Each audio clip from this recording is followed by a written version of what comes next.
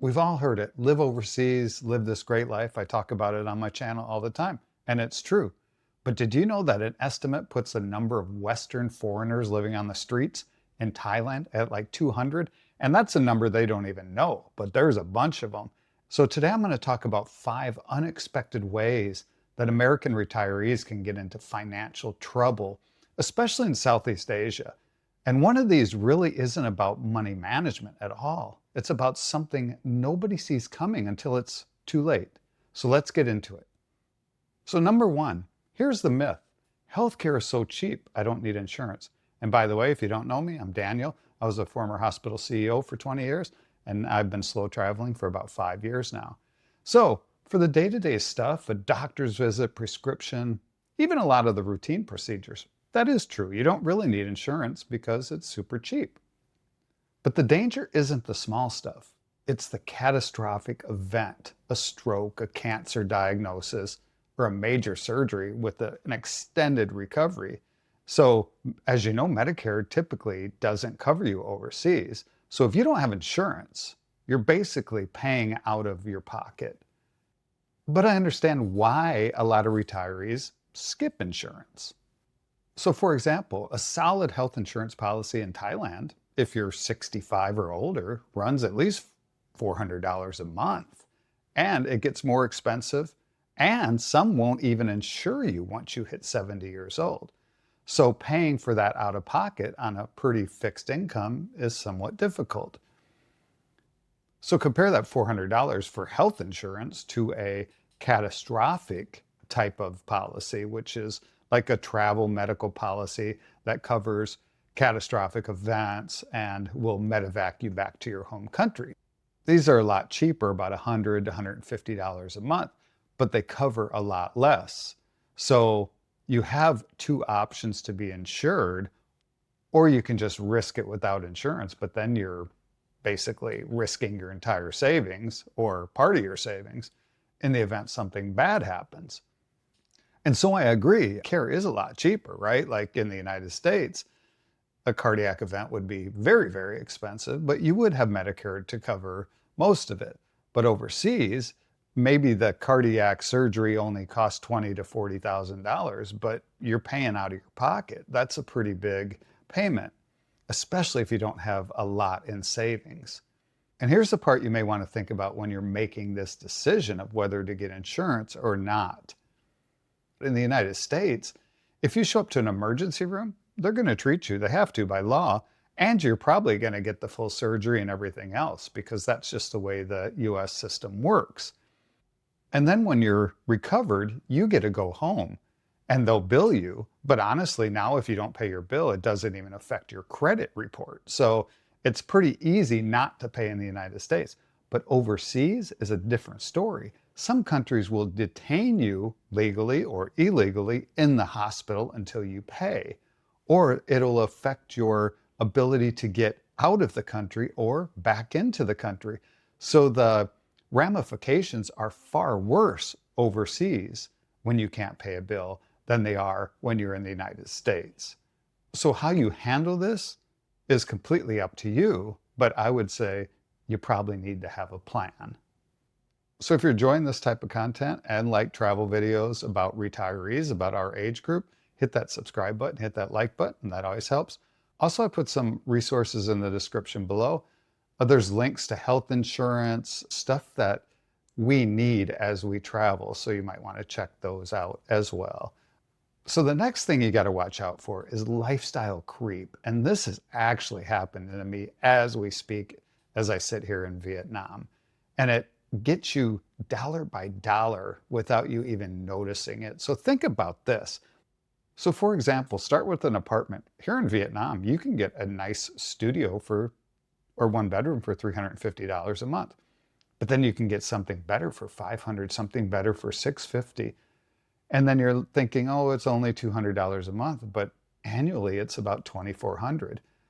Also, in addition to like apartments, it's the day-to-day stuff.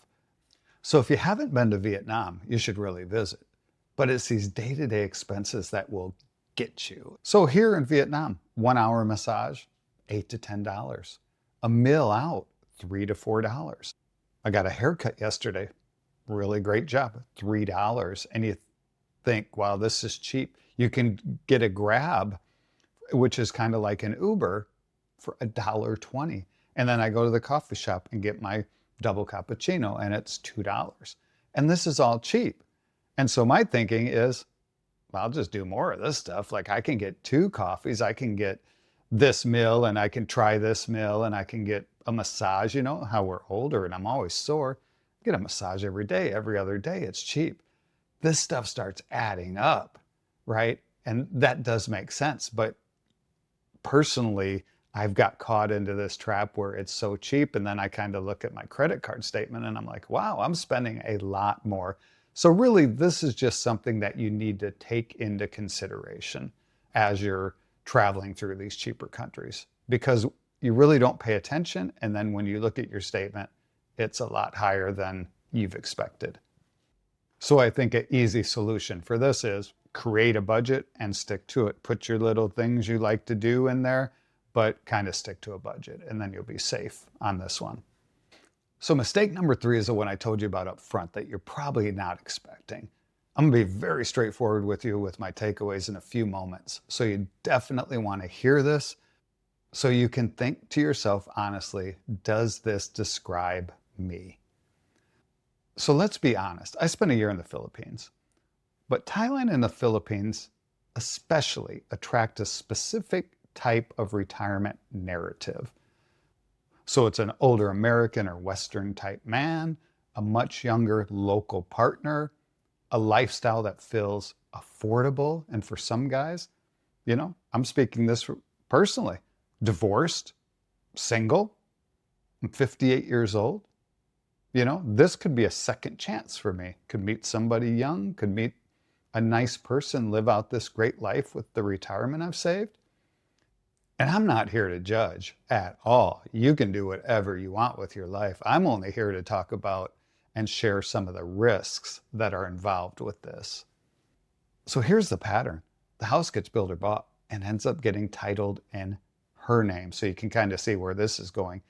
Add to this the real financial expectations tied to supporting her and her extended family, which is very, very common. And now add in relationship instability with a partnership that has an age difference of 30 years or more. And if and when this ends, the retiree isn't just heartbroken, he's out of the house, out of savings, and has no legal claim whatsoever on it. So the Bangkok Homelessness Charity estimates 200 Westerners living on the streets, a quarter of them in Pattaya Beach, which is the party scene, right? And they've said that they're seeing more and more foreigners that were separated from their Thai partners and left with nothing. And there's another detail in here that you need to understand too. The foreign homeless population struggles with alcohol. You not only have the issue of sadness in the relationship, you have the issue of becoming an alcoholic. So you could see where this would end really, really badly. So here are my takeaways on this. This is to my fellow divorced or just single men watching this. And this may hurt to hear this. But if your goal is choosing a country and your main reason is you want to find a younger woman, much younger than you, the majority of the time, the woman is viewing this as a transaction. She'll be with you as long as you pay the bills for her and pay the bills for her extended family. But when the money runs out, the transaction runs out and the relationship will probably end. I'm not saying this is good or bad. I'm just saying if you choose to do something like this, just understand what it's really about. Number 2, the takeaway isn't don't date. Just don't hand a stranger your money. Don't put a house in somebody else's name. Don't trust your life savings that you work so hard to get to somebody. If you were in the United States or in your home country, you wouldn't just buy a house and put it in somebody else's name. There's no way. And number 3, be careful of scams. Many women will see your vulnerabilities and find ways to take your money. So I'm not saying there aren't good women in these countries. I'm just saying you need to ask yourself this question. Why would this woman, 20 to 30 years younger than me, be attracted to me? What's her purpose? Unless you're Brad Pitt or Leonardo DiCaprio or a rock star, it's probably a good question to ask yourself. Just protect your money at all costs. So the next mistake is what I call the property trap. So here's what happens. A retiree has his nest egg, maybe sells a house back home, has all this savings, goes to another country, wants to build or buy a property. But many countries don't allow foreigners to own property. So what do? They may meet somebody or they may trust somebody, and they build or buy a property or a business in somebody else's name that they don't legally own. And each country is definitely different, so you would need to check into the specifics.